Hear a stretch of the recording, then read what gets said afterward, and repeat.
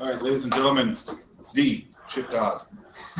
No introduction. Hi guys.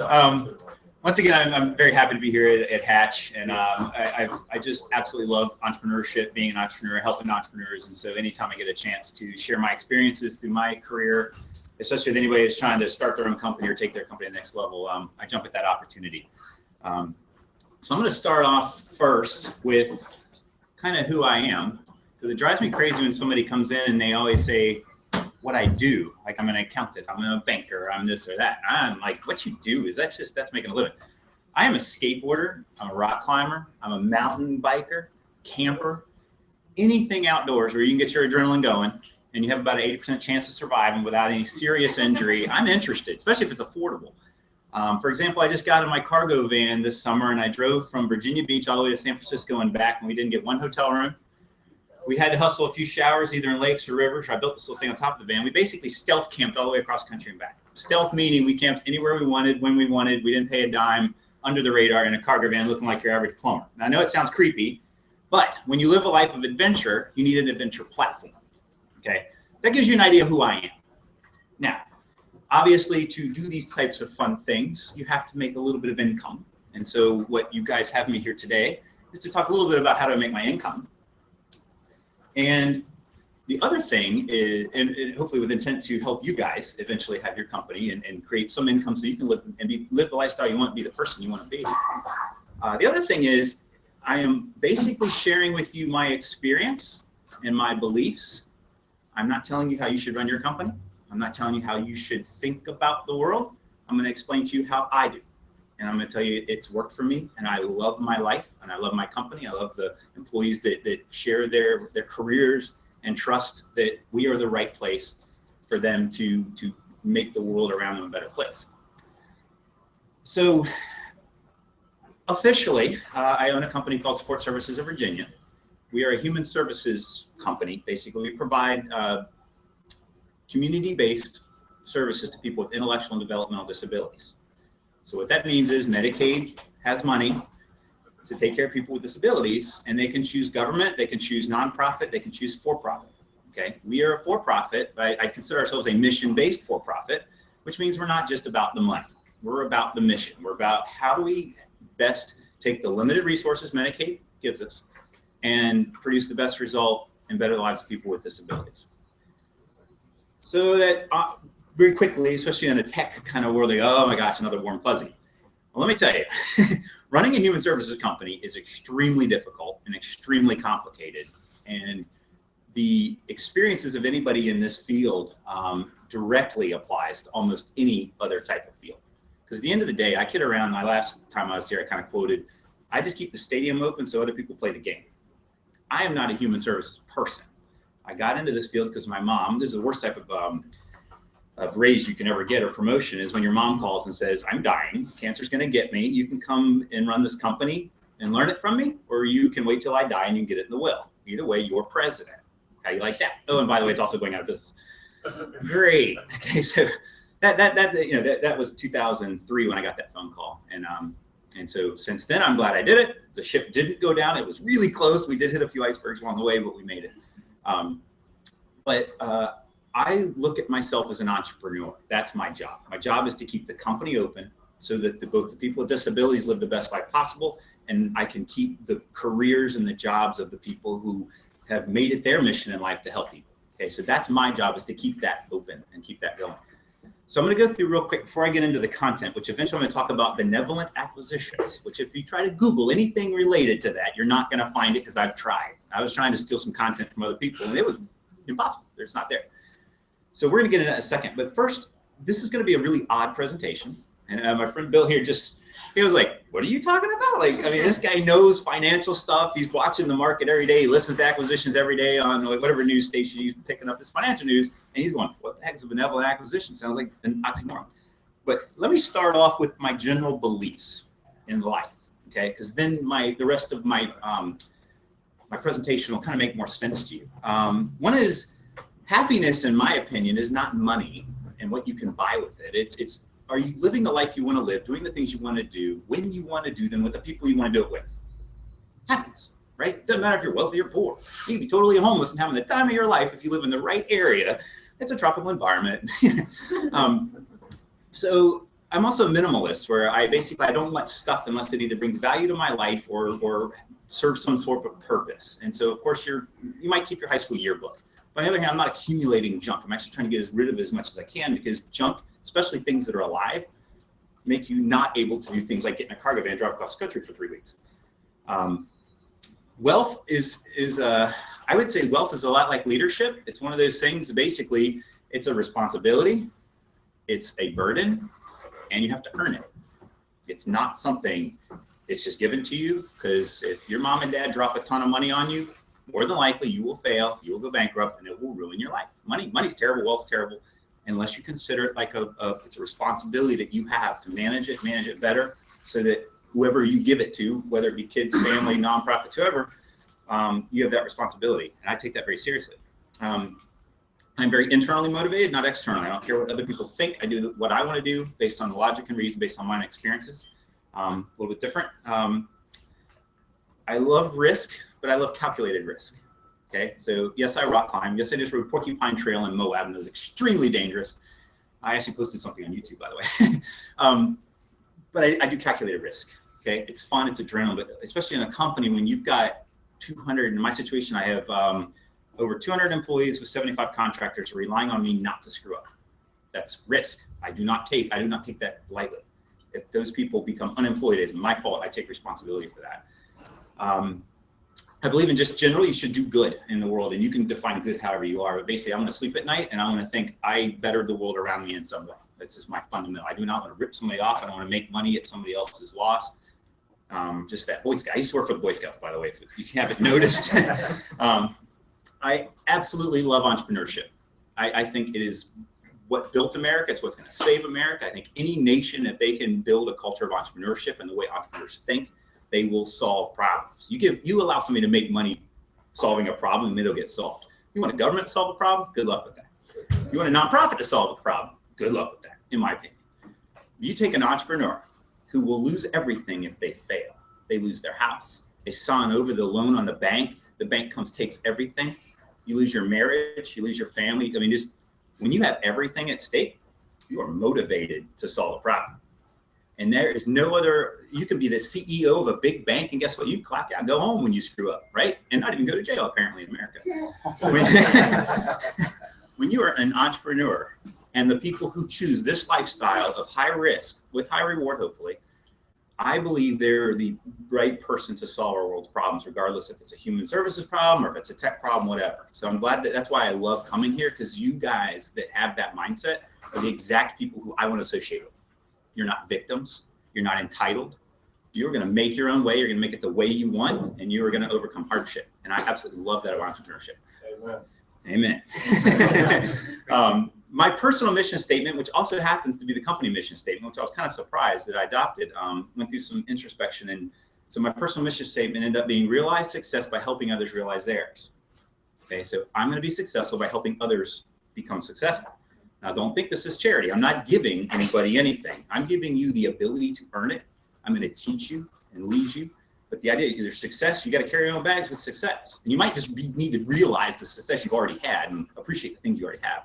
But either way, everything I do with both the company and my personal life is trying to help others realize their success. Meanwhile, I'm somehow making a living doing it. Nice and fair, right? Okay, now let's get an acquisition. I just want to give you that background because that's a little weird. You don't have any business people saying that type of thing. I just want to make sure you know. Let's get into the boring stuff on acquisitions. I'm not sure if anybody's been through one, tried one, or whatever. And one is also, even if you don't care about acquisitions at any point throughout this whole presentation, I am hoping that the general principles that I'm using to do acquisitions, or will be using in the future, will help you guide your business, even if it's not through acquisition. Okay. You could work for a company and take over a restaurant or take over a division of a company and use these exact same principles. You're effectively doing an acquisition. You're taking over something that's probably not working. It's your job to fix it. Okay. So these principles should help you guys with that. Let's get into the boring stuff real quick. Traditional types of acquisition, okay? And I was doing some research just so I was like correct on the language. We're gonna use a DVD manufacturer, okay? So you got a manufacturer makes DVDs. So you have a horizontal acquisition, which means a DVD manufacturer buys another DVD manufacturer, increase their space, right? Pretty obvious. You see that stuff all the time. Then you have vertical acquisitions where the DVD maker says, wait a second, if we bought the plastic maker, we could make cheaper DVDs in the end. So it's vertical. The DVD maker needs plastic, might as well buy the plastic manufacturer. Okay, so that's vertical. Then you get into a little bit more interesting stuff when you do concentric, where a DVD maker buys a DVD player company, right?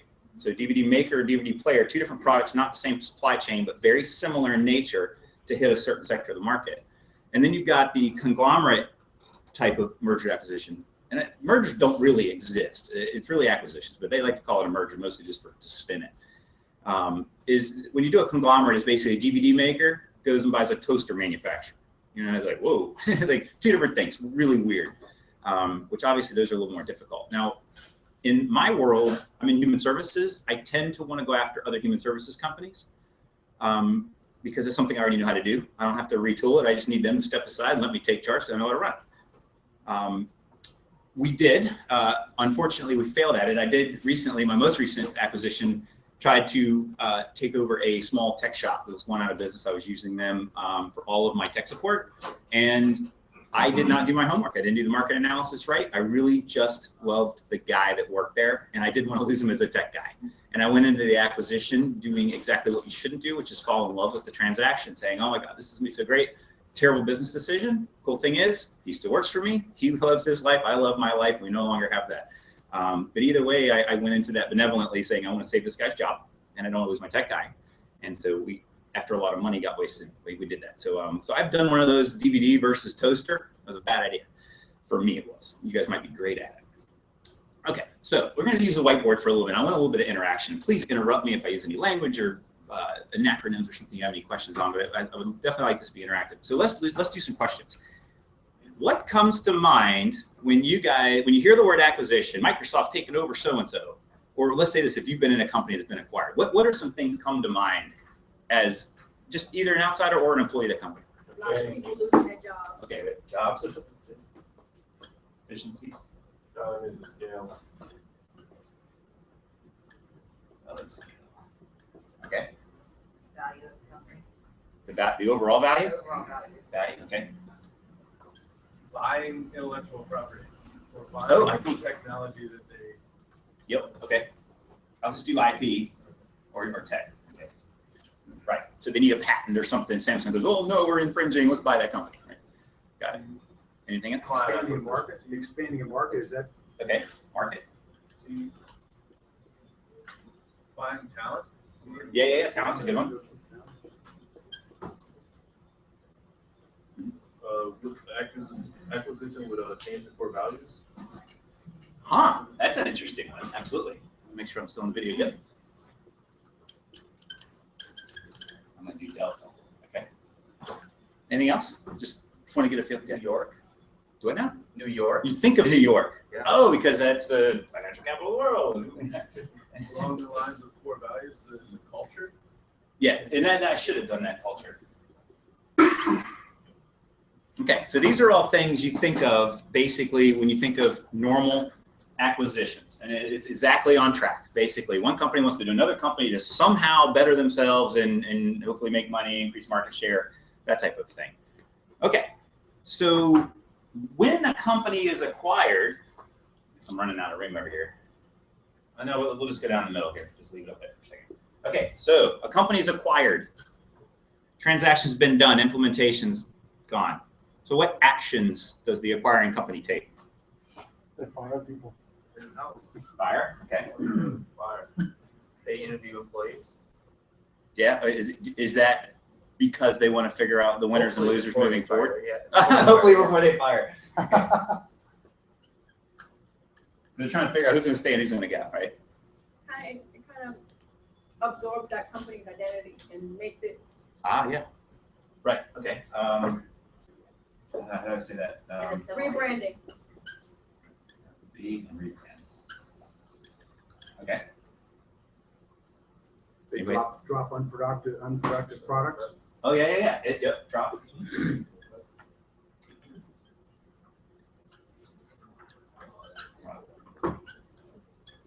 or services. Sure. Because obviously they're going to come in. Usually a company's selling either because they're really awesome and they want to make a ton of money, or they're not doing very well and they need the help of a bigger company. So they're going to come in here and they're going to say, get rid of this product or service. We can't make our profit. We're going to focus on our core thing. GE went through that a couple times, I think. Anything else? Talk to the customers of the company they acquired. So reach out to the customer base. And what would they be looking for? Just to Looking for either to strengthen that relationship or maintain that relationship.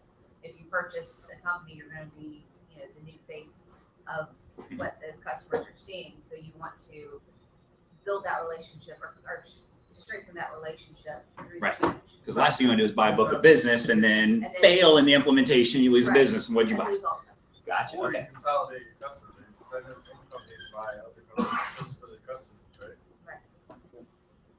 And you said consolidated. Because there's a whole presentation on, there's sometimes you need to fire your customers because they're taking away, they're not doing your core value, they're stopping the company from serving the good customers better. So I could totally see consolidation in a customer space. Anything else on here? Like, what are the actions that an acquiring company tends to do? Anything? Okay. Most of these are kind of fun, and they're kind of smart. This one's the one that gives me the heebie-jeebies a little bit. And that's kind of what I forgot to tell you guys, I've done a handful of, one is, I've gone into a number of companies and had to basically turn it around. Meaning division, like Boy Scouts, they said, okay, here's your 4 counties, it's all you, call me if you have any questions, and we'll have a Monday meeting every once in a while, see. But other than that, you're on your own, no training, no nothing. I mean, a little bit of training, but you're basically on your own. Restaurants and bar and grills, had to turn those around because the owner, let's just say, wasn't doing very well. And then, and of course, I came in and took over this company, flipped it, and then not flipped it, but got it successful. And also, while in the human services world, we did an acquisition back in 2010, and I learned a lot from that. We also, at one time, in our heart, and those of you who heard me speak before, the topic was like worst decisions I've ever made, and so we went through some of our hard times. I've also thought at one point, the other owner and I, the majority owner, the minority owner, we both thought maybe we will be better off if we try to become acquired, because at that time we were way behind on technology. We needed better accounting, we needed better metrics and analytics, we needed all those cool things big companies have. And in my world, there are publicly traded huge companies. Some are like $750 billion, like crazy huge companies that'll come in here and gobble us up if you're within their range, usually starting about 5 million gross revenue all the way up to 15 or 20, depending on their size, of course. You don't want to, snake swallowing an elephant. But so I've done that acquisition before. So let's get into, before I tell you my experience, let's get into, I want to hear kind of y'all's experience. Let's say one of the big things was firing, or layoffs is another way to put that. Good employees that are productive just gotta go, right? That's firing usually is based on corrective action. You were held to a thing, you're held accountable, you didn't do your job, you need to go, but you've been given training and some warnings, you still messed up. Layoff is, sorry, we're shutting it down, buddy. Pack your bags, here's $100, you need to get out of here today. Let's say you were in that situation, or if you've never been in that situation, imagine what's gonna happen in the life of that employee. When they come home and they got their box of crap from their cube, what's gonna start happening in their life? A lot of changes. Change, okay.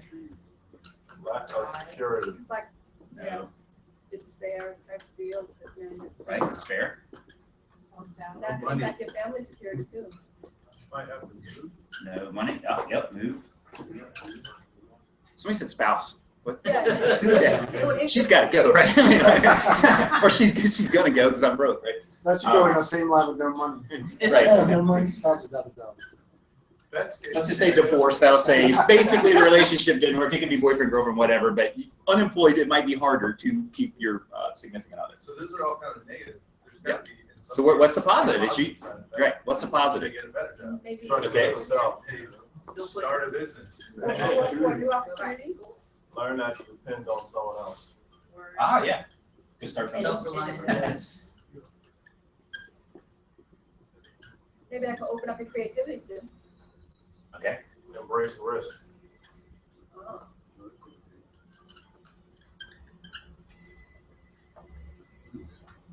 Not very good at spelling writing, by the way. There's no spell check on this thing, so. Actually learn who you are.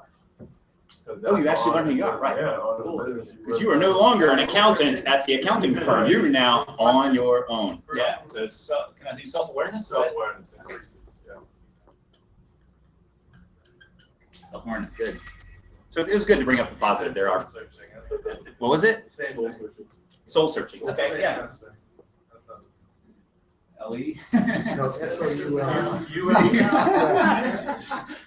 For shoe. I'm not very religious if you didn't notice. You know, I have shoes in my. I was going so Ellie. So oops, busted. Okay, so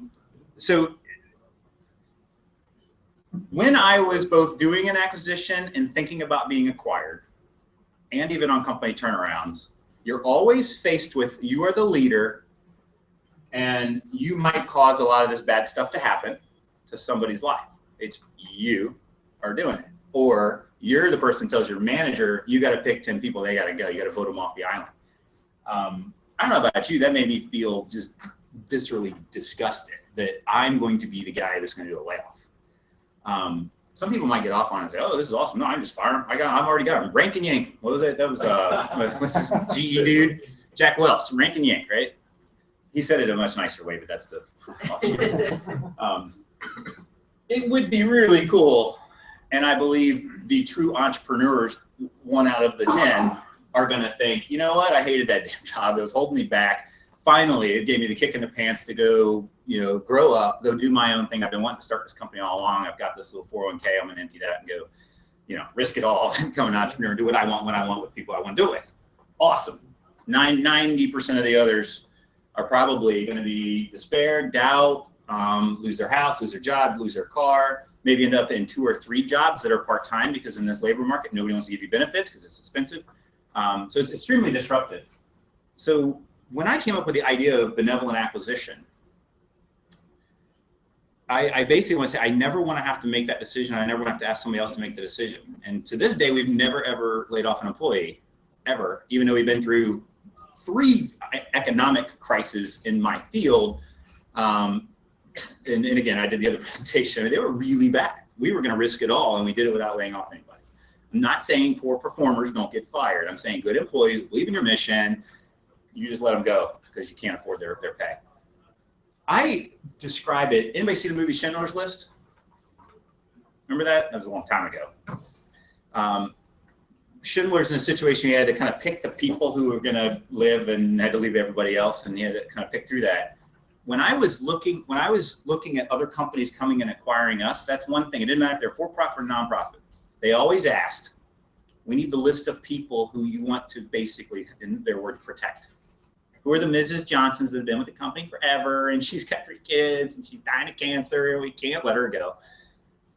Every company gave me the question, you're going to have to give us your list. I was in Schindler's situation. I had to pick out of my 200 awesome employees, which ones, the hand fight, I can only do like 10. Which ones am I going to protect so that the new company coming in cannot fire them for some period of time by contract? Imagine going through that. Doesn't it just disgust you that you're going to have to, you might have 100 to 200, you personally know, you know their kids, they've been with you forever, and you've got to only protect 10. I hated it. Just absolutely hated it, and I won't do it. That's one of the reasons I'm like, I will never sell unless I'm completely on a burning platform. It's the only option I have to save the jobs of the people. Okay, so let's get into a couple other things. Let's get on to more positive stuff. I want to give you that emotional kind of, this is why I really don't like acquisitions, traditional acquisitions, and why I've come up with an alternative. Let's get into some fun stuff. Baby boomers. You guys right now are at the exact right place at the exact right time. Baby boomers are retiring. They're a generation of entrepreneurs, according to the statistics on the Pew Research. 66% of all businesses with employees are baby boomers. 66%. This one blew my mind, and I knew it was big. I didn't know it was this big. Starting in January 1st, 2011, 10,000 baby boomers are turning 65 every day for the subsequent 19 years. every day, 10,000 business owners, 66% of which are business owners, are turning 65. And I'm gonna make the assumption, people kind of like to retire right around the age of 65, depending on their, whatever. What that means is 65% to 75% of all companies are gonna go on sale over the next 5 to 10 years. On sale. They are gonna sell, they have to sell. You can't go forever. Eventually, with what happened to my mom, she wanted to go on forever. Guess what? Ovarian cancer changed her perspective. She ran it all the way until she could barely keep her head up, body armor, all the medication, sleeping at the desk, not doing nothing, but she was at that desk within 3 weeks of her death. That's not exactly the way you want to do succession planning. Okay, just trust me, it's not fun. So you guys are sitting here, hopefully listening to people like me, learning from our experiences, trying to become an entrepreneur exactly when the majority of companies are about to go on sale all at the same time, meaning that the price is low. And they have a time crunch. I've got to do it because I just got diagnosed with XYZ thing that's really going to be a pain in the ass. Okay, you see what I'm getting at? You guys have this amazing opportunity. How do you think, let's do another little, this is me fun. I like the whiteboard stuff. I saw somebody else do it and I was like, yeah, I'm gonna start doing whiteboard. Maybe if you guys hate it, tell me and I won't do it. All right, so let's do some more interaction. Imagine yourself as a baby boomer and you need to sell your company because of whatever. You want to go to the Bahamas for the rest of your life. Hell with this, I'm tired of being on the treadmill. What are the ways that they would do it? Or you would do it if you had a company? That's all. Publicly sell? Like just. Publicly sell? Like You mean like Craigslist? IPO? Gotta be big to IPO. That's cool though. Okay. I know, I like it all. So IPO. Mentor, find someone who aligns with you. What do you call it? Protege. Protege, yeah. Or key employee. Family member. A protege, family, employees.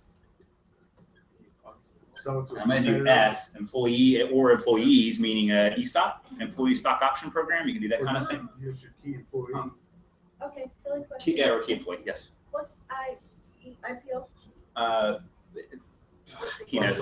Publicly, it's when you go public. Initial public Ini- offer. Initial public offering, you go public. Now, like Facebook, they did their IPO. It's no longer Zuckerberg. Now it's all of us who were dumb enough to buy their stock when they went public. You can sell it to a competitor. Yes, you could sell it, right? Get a business broker. To sell, but you're right. Yeah, broker. Shut it down. You could totally close it. Liquidate it, sure. Absolutely.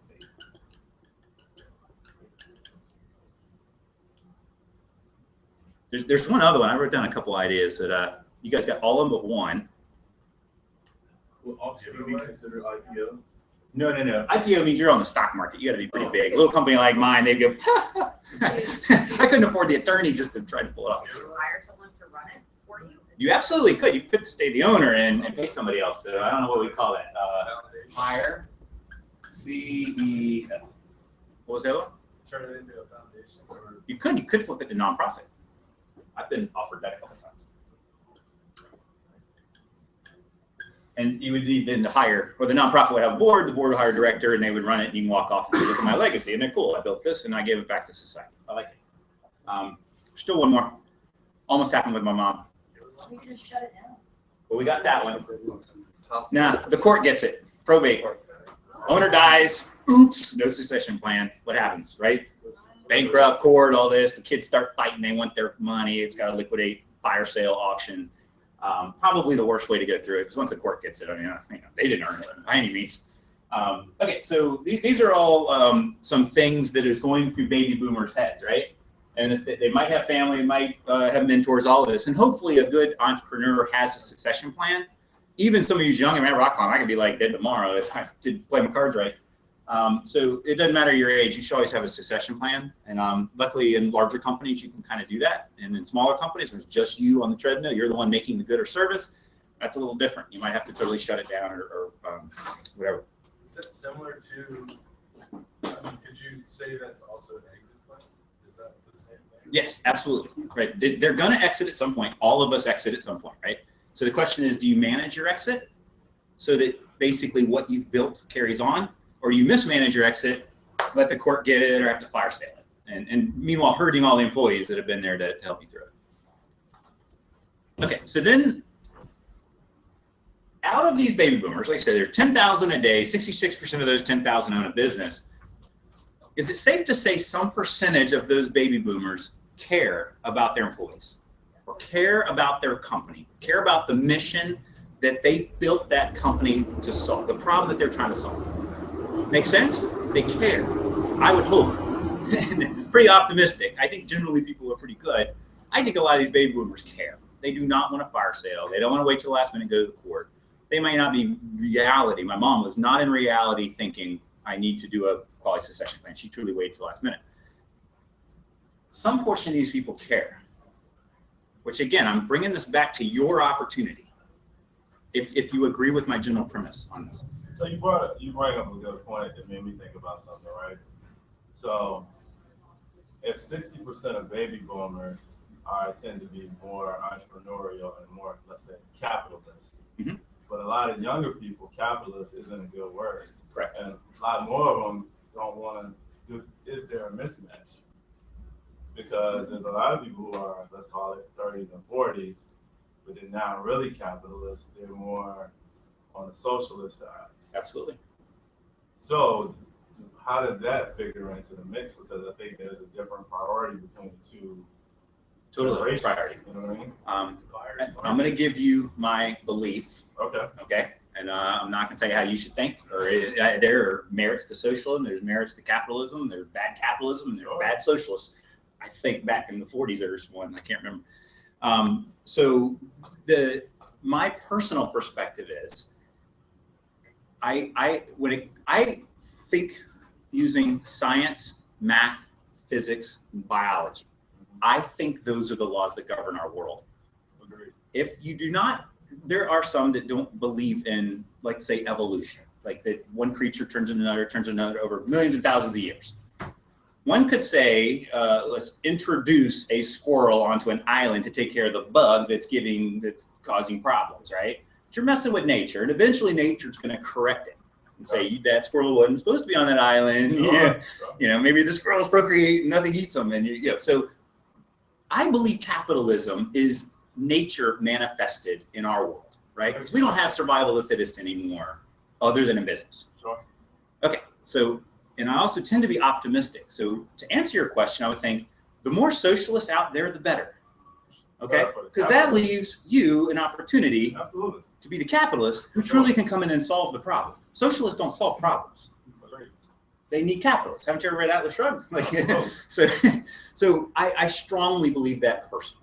Okay, and I hope I don't offend anybody. Okay, it's just, I believe capitalism is the manifestation of nature's laws in the world, in business. And if you let somebody make money solving the problem, you will get your problem solved. If a government tries to solve it, it's probably not going to get solved. Capitalism's just better at that. I'm not saying capitalism is perfect by any means. There's a lot of corrupt, nasty people out there. But obviously, if you follow this type of strategy, you let all that noise on the outside and you run the company the way you want to run it so you sleep at night. Okay, that'd be my recommendation. So I would say capitalism is a lot like a nuclear technology. It can do good, it can do a lot of bad. Okay, it's up to you how you want to use the nuclear technology. Make sense? Hope I answered your question. You did. I just think that's a concern. It is. Well, is it a concern for you personally or a concern for America? It's a concern for America, opportunity for you personally. Right. Exactly. I tend to agree with you. You're right. We have not created a culture of entrepreneurs in America. I believe we created a culture of victimization and entitlement, which happens in most socialist countries like ours. Personal opinion. So I agree with you. It's a problem, but folks like Zach that create Hatch in the middle of a community and say, let's get like-minded people together to solve the world's problems using traditional capitalism without government intervention.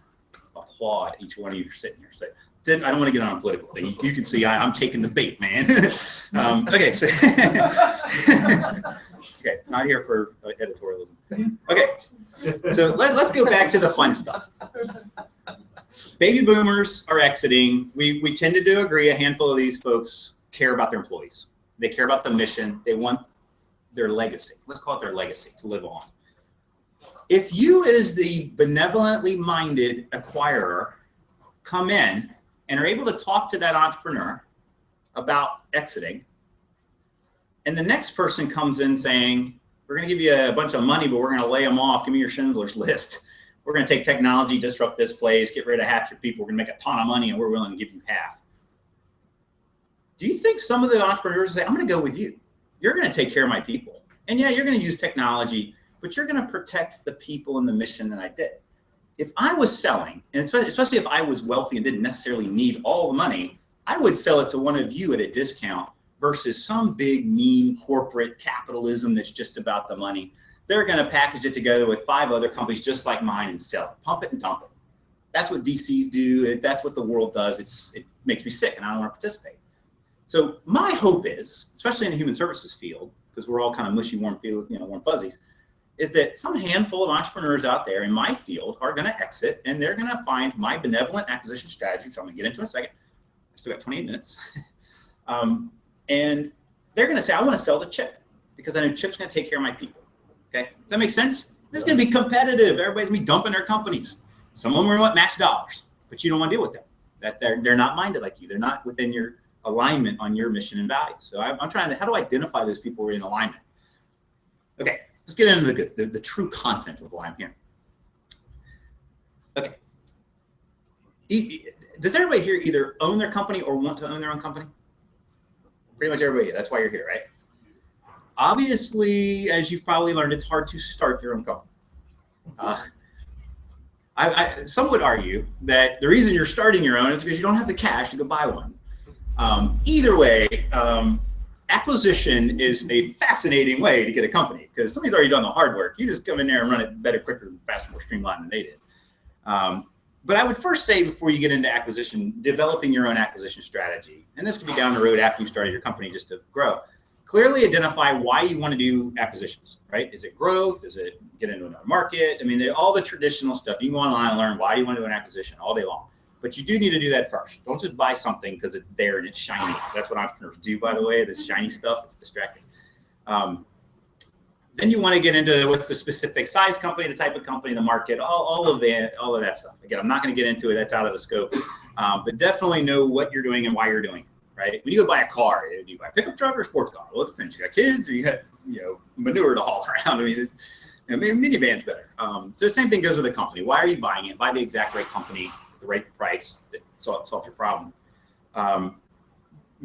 This is where I kind of messed up, although I made it through it. I had no idea what administrative burden was going to be to integrate one company into another. We as entrepreneurs are fascinated with the sale. Let's do the documents, and am I going to get a good deal? And oh, this is going to be so awesome. I'm going to have done an acquisition. I can check that off of my belt. I'm cool.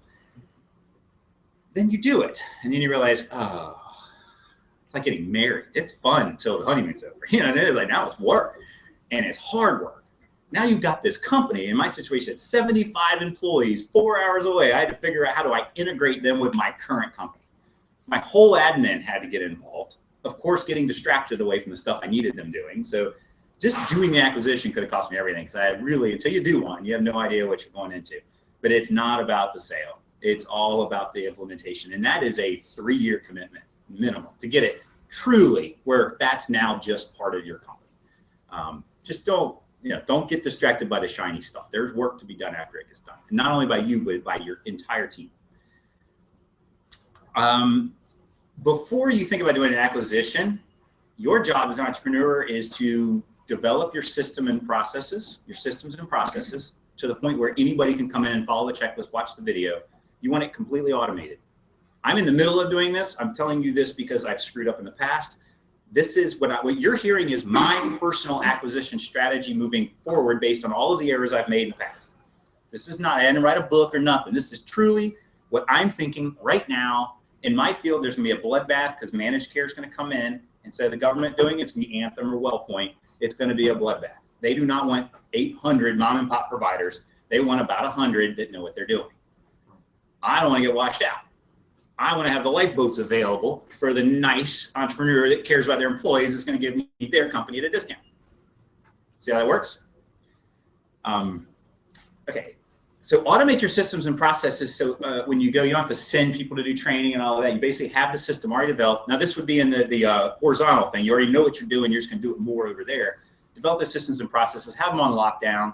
Don't be creating policies like on the fly.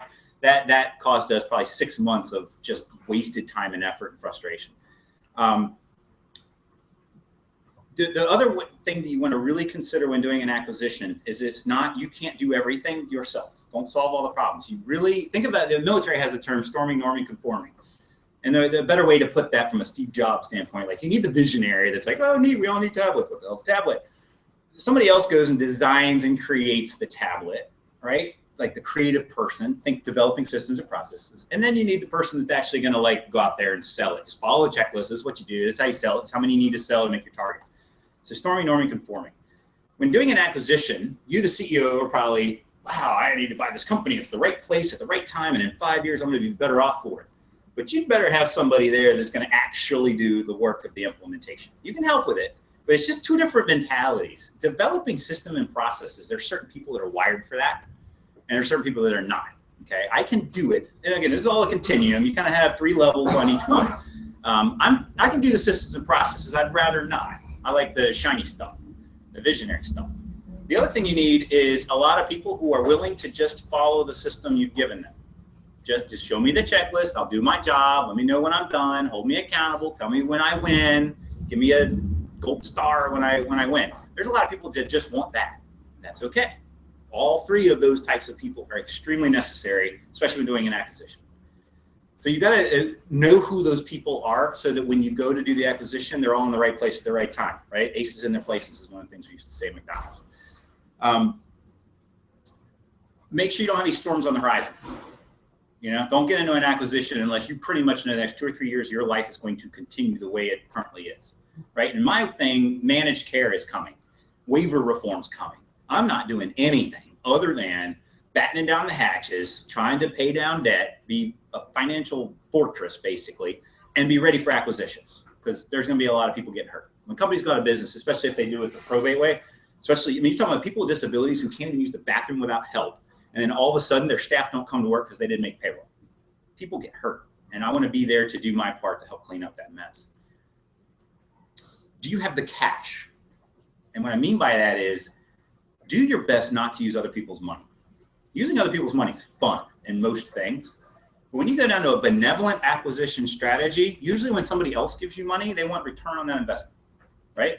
VCs want return. They don't want your saving the world stuff, right? So I would recommend not using debt and not using other people's money. That way you can make the decision based on your values and the mission of your company. Okay, so what the heck is a benevolent acquisition? It's the #1 goal of a benevolent acquisition is, will the lives of the customers and the employees on the other side of the transaction be bettered by the transaction? Okay, can you better the life of the employee or the customer and the customer, both? If you can't do that, don't even go to step 2. Don't do it.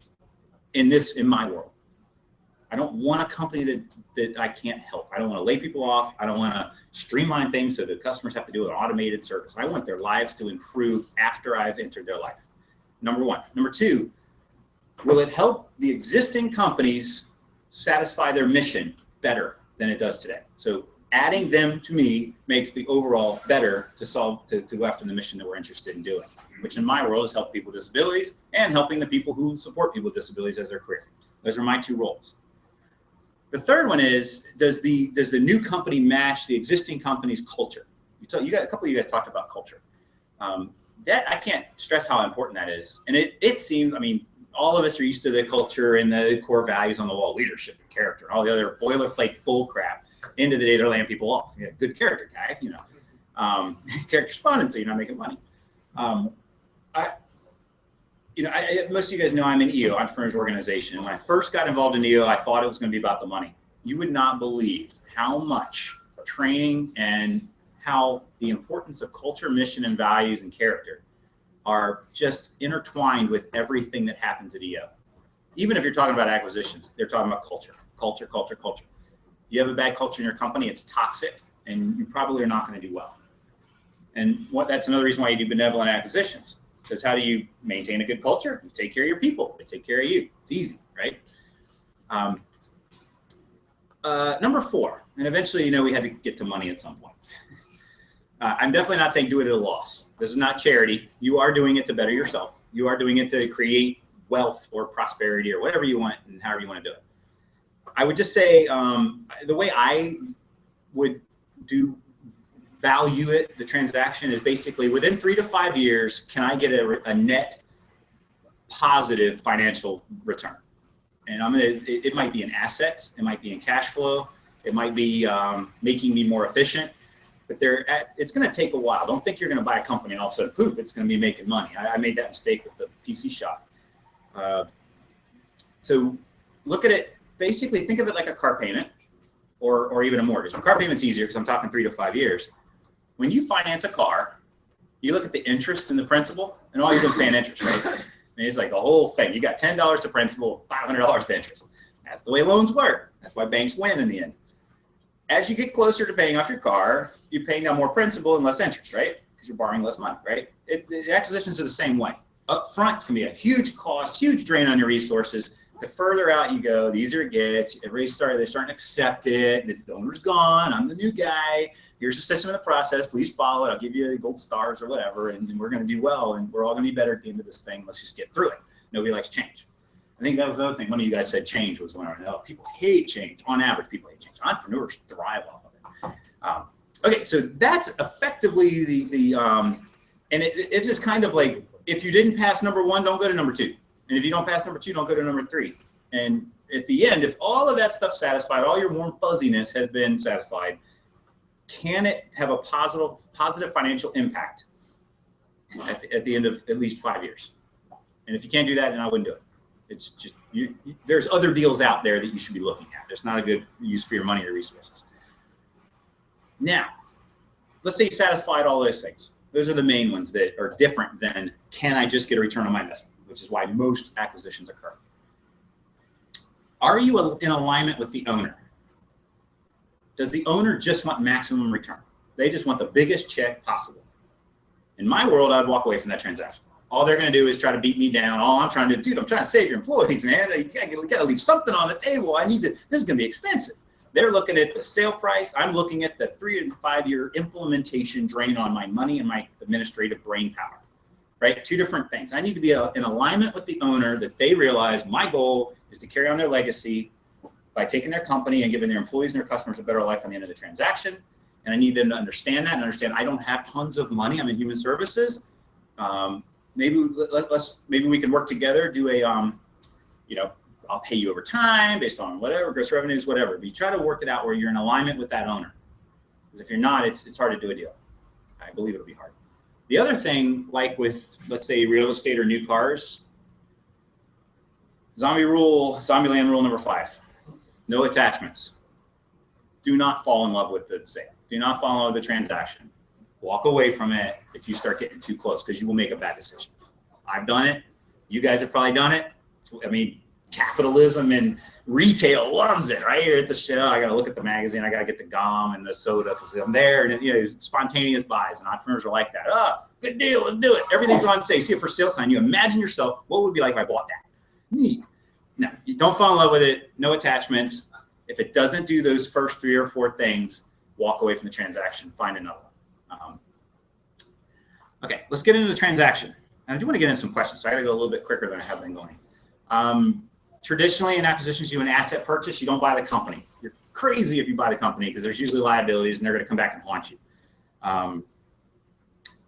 Usually, you trademark the name and the logo. That way, if they can't reuse it and do all that kind of stuff, I'm going to skip through some of this stuff real easy. Valuations, one I want to stay on. How in the world do you know what to pay? Traditional acquisitions, it's all about EBITDA, earnings before interest, taxes, depreciated, amortization. Okay. Anybody in here like an accountant or a bookkeeper or anything, know anything about QuickBooks or Peachtree or any of that? I've been fixing my company's books now for 5 years because we had an aerospace engineer doing it, which he was awesome, but that's not, accountants and aerospace engineers think different. All I would tell you is you're crazy if you think you can look at a company's 3-year tax returns and maybe some financial statements and have any idea on if past performance is going to tell you future earnings after you take it over. Nutty or no, 10-pound fruitcake. You think you can do that? And so the way I would say it is, when it comes to accounting, everybody's books are in the oven. The real question is how cooked are they? Okay, end of the day. Okay, so I would look at it going at the cash flow, the gross revenue, and you do the research. How will it look after you take over? How are you going to perform? Don't look at their performance. They're going to be pumping and dumping. If they know they're coming up on a succession plan, they're pumping and dumping. Maximize profit, EBITDA. That's all they're looking at. So I don't even look at that. I would look at the cash flow and the business model, and I would go in there and look at that model like, can I see myself making money in 5 years while satisfying the first 3 on the mission? One of my EO buddies said, revenue is vanity, profit is sanity, cash flow is king. It's Alan Mills. He's a financial guy. Cash flow is the king. Okay. Profit, you could be 20% profitable 20 years straight and still go out of business. There's this other neat thing called a balance sheet and cash flow statement. Profit is not everything. And all of us entrepreneurs think profit.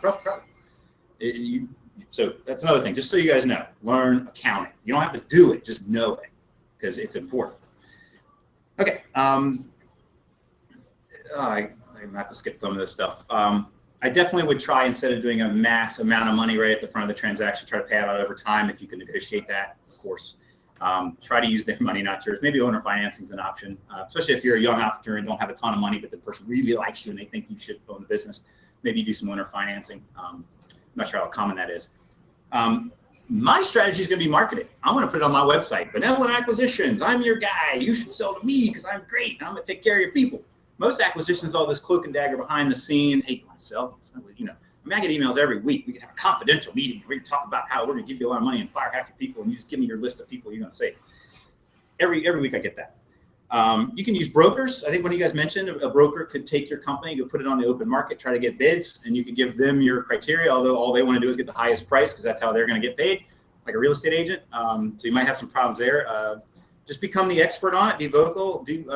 Use consultants maybe, or consult with other companies to say, hey, I'm interested in taking over a company. Here's how I want to do it, whatever. Just spread the word that you're interested in taking over a company, and hopefully eventually somebody that's exiting is going to call you and say, hey, I heard you're interested. I think you're the right guy to do this, or lady. Comes down to the integration strategy. Again, that's where the rubber meets the road. You got to win the hearts and minds of the people. Be honest with them. Hopefully you get strong systems and processes. At the end of the day, you just got to keep in mind that the goal is to make their lives better. Don't do any layoffs. Again, you're going to kill the productivity of the workforce if you do layoffs. I strongly believe that. Let them know you're going to hold them accountable. Here's the new system. Here's the new thing. We need you to produce. It ain't free. But the idea is that what I would recommend doing is focusing on growth as quick as you can. Because you as entrepreneurs, especially the ones that hang around these tech areas, know that technology is a disruptor, right? It makes human labor easier to not do because a robot can do it a lot quicker, cheaper, and more efficient. You're going to use technology in this new company that you just bought, and you've told the employees you're not laying them off. So that's a quandary. Okay, we got too many employees. Technology is a lot cheaper. How do we do this? So my recommendation would be growth. Get in there, get them up and running quick as you can, and grow it as fast as you can. Because the idea is that if you're growing, you just don't have to hire because you have the workforce. Okay, so that's how we did it. We went in there and said, we're not doing any layoffs. We're going to grow. We're going to basically don't hire anybody and just try to hang in there as long as you can until you basically have grown into the size of the company.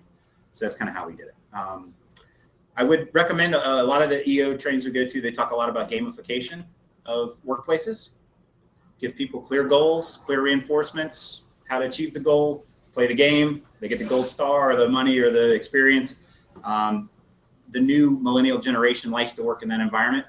Let people work on their own time, not in a queue, from home, whatever. So there's all of that. So basically, I have 10 minutes left for questions. I cannot believe this. I actually timed this fairly well, and I do have a hard stop at 1. But again, I really appreciate you guys listening to this. I know it sounds weird. Hopefully it's not too weird.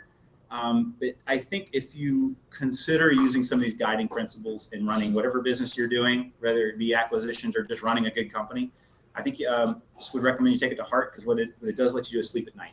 You're doing the right thing for the right reasons and living the life you want to live. So thank you so much for having me. Actually, the notes I'm taking are very helpful because I have a full-time business and I want to do the startup. So if I treat my startup like an acquisition, a lot of this applies. Absolutely. Yeah. That's what I was hoping. I was not saying Yeah, big no, action. I was talking very cool stuff. Very good. Thank you. Yes, sir.